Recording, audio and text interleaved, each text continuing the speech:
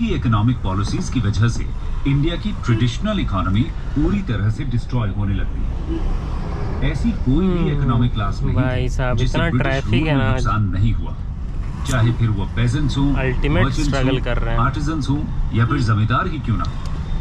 Britishers ने जो land revenue systems India में इंट्रोड्यूस किए थे, जैसे कि परमानेंट सेटलमेंट, रेवतवाड़ी सिस्टम या महलवाड़ी सिस्टम, साला सब पागल हो गया है क्या? गजब गंदा चला रहा है कि पेजेंट्स की कंडीशन मिजरेबल हो जाती है।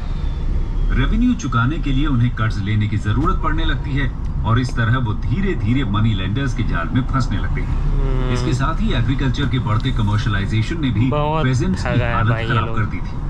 उस टाइम को सोचना ही एक अपने आप में डिप्रेशन। चुकाने में देर होने पर अभी का तो जो फ्रस्ट्रेशन है बहुत कई कम। बार अपनी जमींदारी से हाथ धोना पड़ता था। एग्जाम्पल के तौर पर अवध में 21,000 तालुकदार, जो कि वहां के जमींदार को कहा जाता था, उनकी स्टेट्स को कन्फिस्केट कर लिया गया था। इसी तरह इंडियन ट्रेड और मर्केंटाइल क्लास को भी ब्रिटिश पॉलिसीज की वजह से नुकसान हो रहा था। ब्रिटिशर्स ने इंडिया के गुड्स पर तो हाई टैरिफ ड्यूटीज इंपोज कर दी थी, जबकि इंडिया में ब्रिटिश गुड्स के इंपोर्ट पर बहुत ही लो टैरिफ्स रखे हुए थे। इसकी वजह से इंडिया से कॉटन और सिल्क टेक्सटाइल्स का एक्सपोर्ट पूरी तरह खत्म होने की कगार पर आ गया था। आर्टिजन्स और हैंडीक्राफ्ट के लोगों को भी अनएम्प्लॉयमेंट का सामना करना पड़ रहा था। इंडियन रूलर्स जो इन्हें पेट्रोनेज देने का काम करते थे, उनके स्टेट्स को तो ब्रिटिशर्स ने एनेक्स कर लिया था।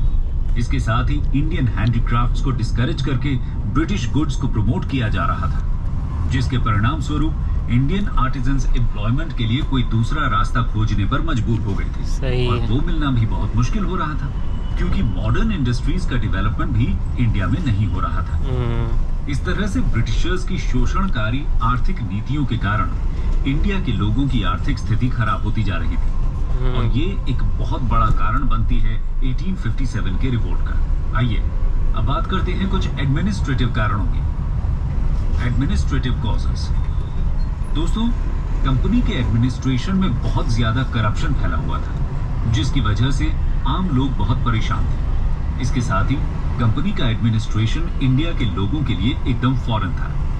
कंपनी के साथ किसी भी तरह का कोई रिलेशन लोग महसूस नहीं कर पाते थे। साथ ही एडमिनिस्ट्रेशन की भाषा और तौर तरीके भी उनके लिए समझना मुश्किल हो रहा था। पुलिस हो या जुडिशरी, आम जनता की सुनने वाला कोई भी नहीं था।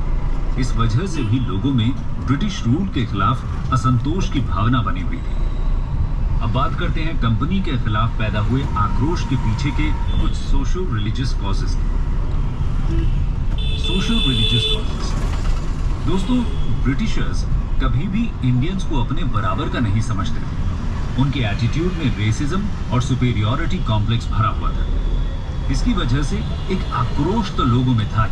इसके साथ ही ब्रिटिशर्स बहुत सी ऐसी सोशल रिलीजियस पॉलिसीज फॉलो करते हैं, जिसकी वजह से ये आक्रोश और भी ज्यादा